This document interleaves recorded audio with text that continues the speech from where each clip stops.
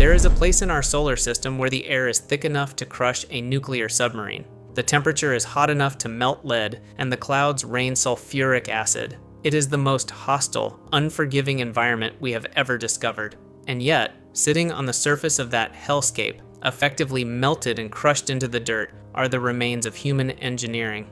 We haven't been back to the surface in over 40 years, but before we stopped going, the Soviet Union did the impossible. They didn't just land there, they sent back photographs. The story of the Venera program is one of the greatest yet most overlooked sagas of the space race. While the world watched the Apollo missions dance on the moon, Soviet engineers were quietly waging a war against the laws of physics to explore our twin planet. This is the story of what they found, how they managed to photograph hell, and why, after staring into the abyss of Venus, humanity decided to never go back. To understand why they tried so hard, you have to understand the mystery of Venus itself. It is the great anomaly of our neighborhood. It is fundamentally similar to Earth in size, mass, and location. It is our sister planet. Today, in the 21st century, Mars gets all the headlines. We look at Mars and see a future colony. But in the dawn of the space race, all eyes were on Venus. The reason was simple. Mars has a thin atmosphere. We could see the surface through telescopes, and it looked dead.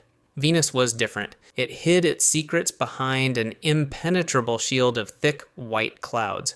To the optimists of the 1950s, those clouds were a promise. They meant a dense atmosphere, and a dense atmosphere meant warmth.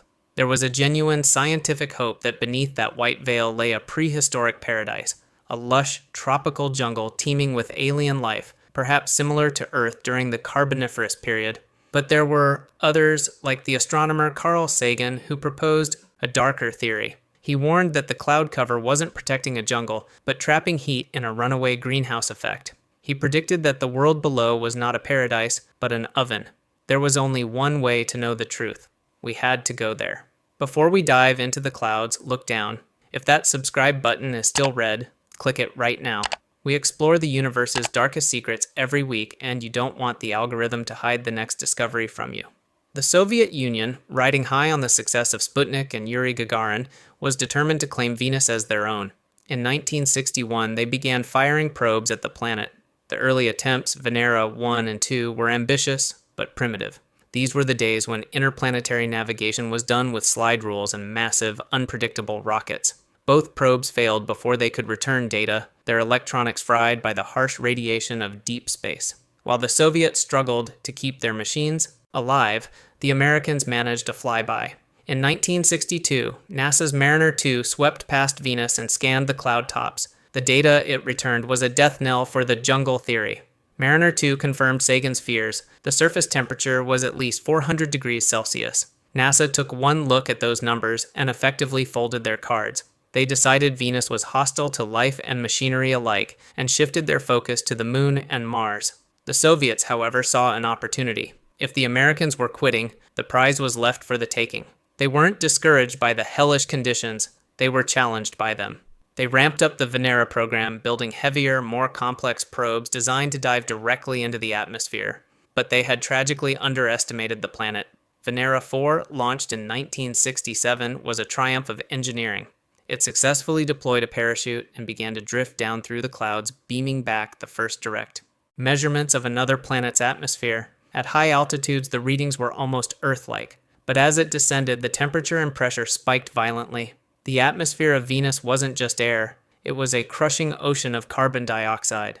Venera 4 was built to withstand 20 atmospheres of pressure, which the engineers thought was overkill. It wasn't enough. Before it even reached the ground, the probe was crushed like an empty soda can. The data cut out.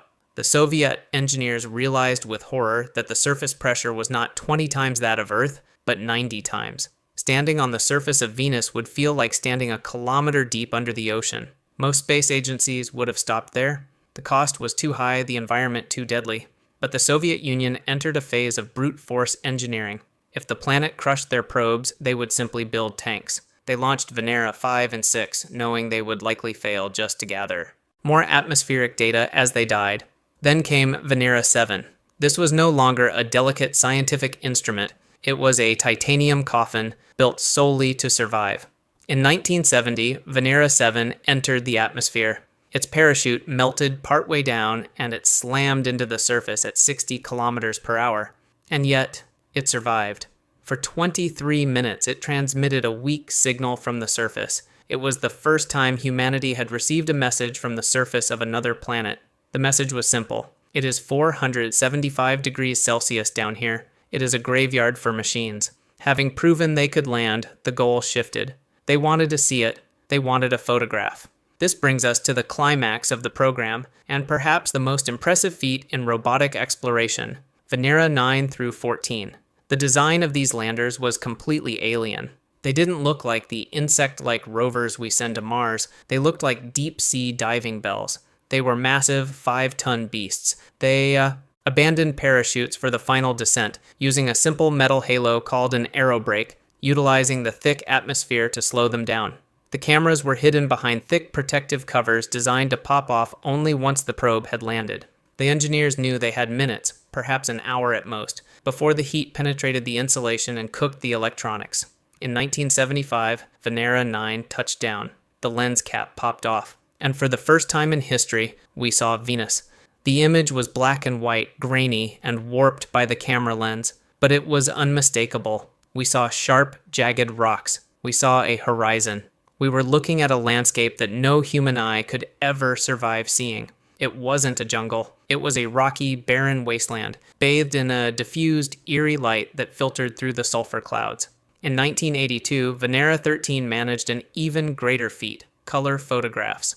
The images from Venera 13 are haunting. They show a yellow sky and orange soil. The rocks are flat and cracked, resembling volcanic basalt found on the ocean floor of Earth. The probe even had a microphone. For a brief moment, we could listen to the sound of another world, the hollow rushing of the Venusian wind against the metal hull of a doomed robot. The probe functioned for 127 minutes before the heat finally won. It died, leaving its carcass on the surface as a permanent monument to human stubbornness.